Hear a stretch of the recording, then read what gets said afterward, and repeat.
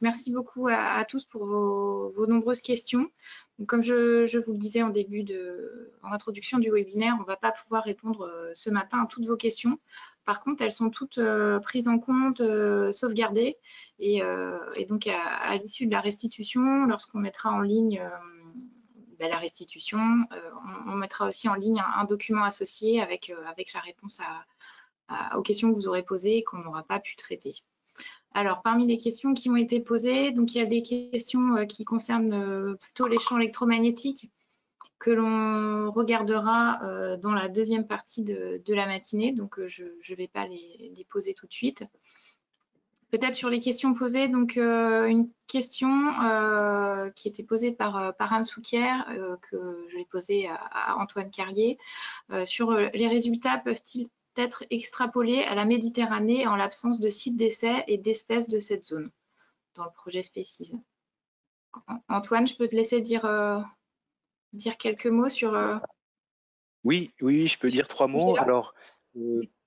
Alors moi, à mon avis, c'est qu'il faut être très précautionneux avant de généraliser les résultats. Et la preuve en est que rien que sur nos sites d'études qu'on vous a présentés, qui sont géographiquement, pour certains, assez proches, on a des contextes écologiques très différents, des fonds sableux, des fonds rocheux, des cailloutis. Et donc, les espèces présentes seront évidemment très différentes en Méditerranée. Donc, ce qui importe, ça a été souligné plusieurs fois, c'est d'arriver à comparer ce qui se passe avec une zone de référence la plus proche possible et qui offre les conditions naturelles les plus proches possibles de la zone concernée par le câble. Donc, je dirais, voilà, pour conclure, je dirais on peut pas extrapoler à ce qui se passera en Méditerranée. Ce qui sera intéressant, c'est ce qui sera abordé aussi dans la seconde partie, c'est sur les mesures des champs électromagnétiques. On va en parler beaucoup, mais dans les retours d'expérience, la bibliographie, on avait trouvé très peu de valeurs de champs électromagnétiques émis par ces câbles. Et donc là, les premières mesures peuvent donner aussi une idée de ce qu'on attend sur l'ensemble des câbles, et notamment des câbles qui seraient aussi en Méditerranée. Alors, autre question qui a été posée, des questions un peu techniques sur le site du SEMREV, repréciser les dimensions du câble et la nature du câble dynamique. Donc ça, c'est pour toi, Marine. Oui. Alors, le câble export de SEMREV, donc il fait 9 cm. Le câble ombilical, il fait 11 cm. En fait, c'est des câbles de 8 MW et de 20 kV. La différence entre les deux câbles, en fait, c'est la corolle de fil d'acier qui, pour le câble export, est simple.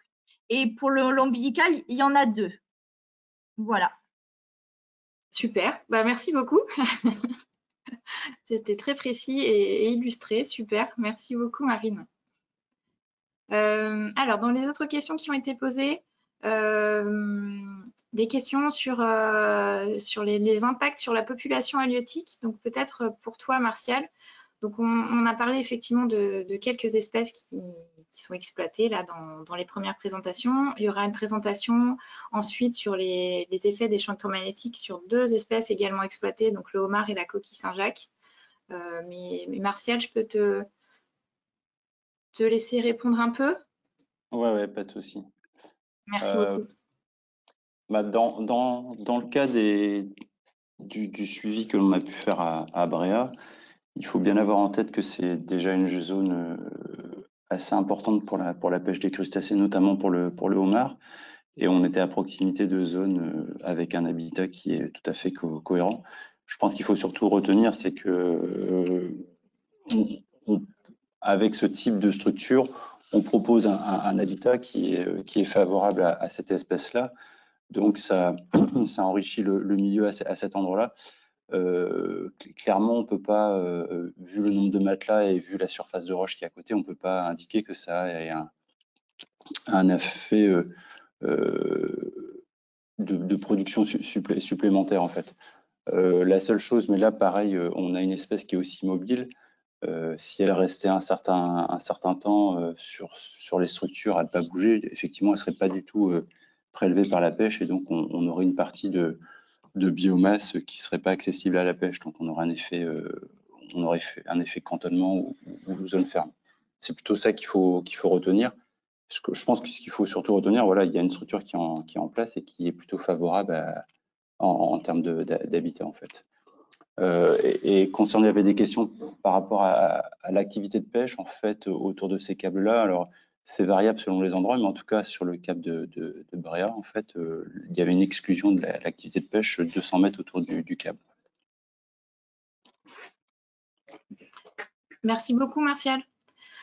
Alors, une question qui a été posée sur comment ont été analysés les cadrans photos à Paimpol-Bréa, analyse manuelle ou automatisée. Donc là, je vais laisser répondre Bastien Taormina, qui a passé des heures et des heures sur ces photos.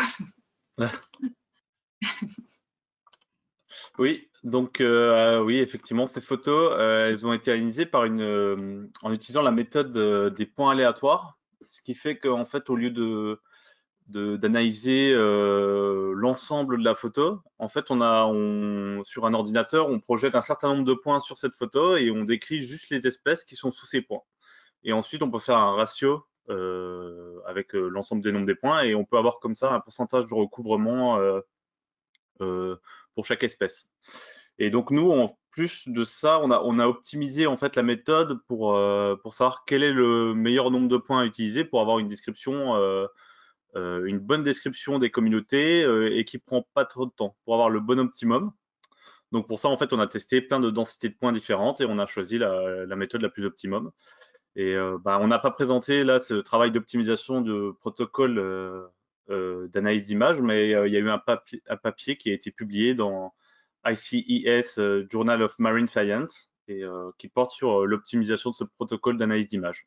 Donc, si vous voulez des informations plus précises là-dessus. Voilà. Merci beaucoup, Bastien. Je vous propose de passer à la session de présentation suivante et on aura encore un temps d'échange à l'issue de cette session.